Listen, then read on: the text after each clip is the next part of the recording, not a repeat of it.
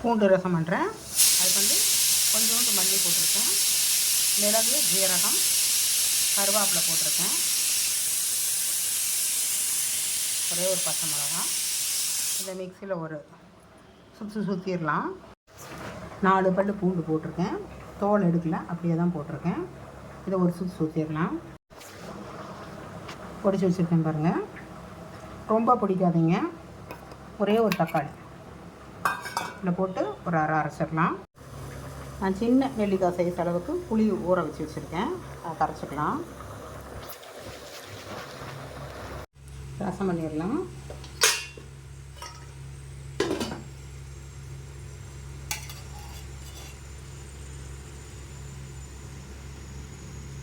கொஞ்சமாக எண்ணெய் ஊற்றிக்கிறேன்.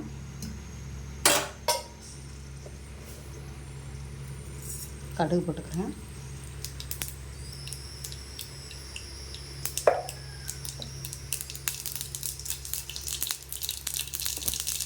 ஒரே ஒரு வரமிளகா, கருவேப்பிலை.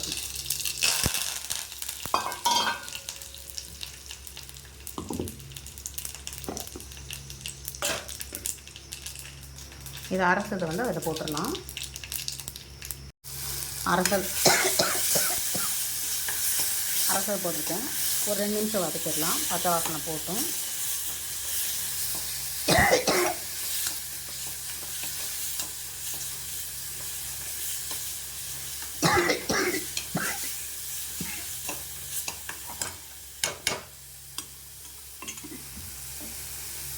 புளி கரைச்சி வச்சுருக்கேன், அதை ஊற்றிடலாம்.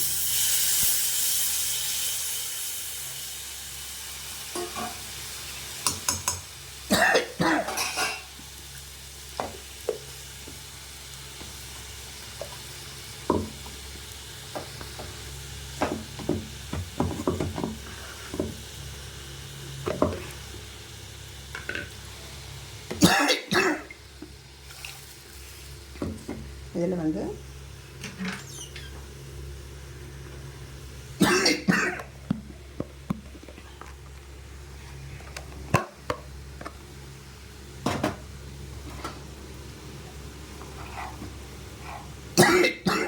கொஞ்சமாக மஞ்சள் பொடி,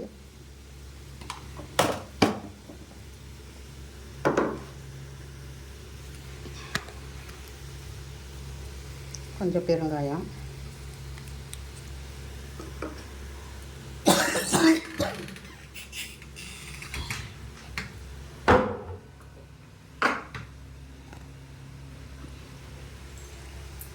உப்பு,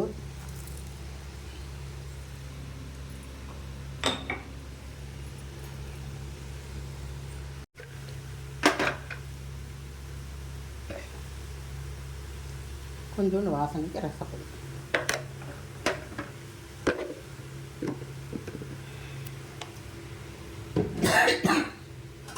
நல்லா கலந்துக்கலாம்.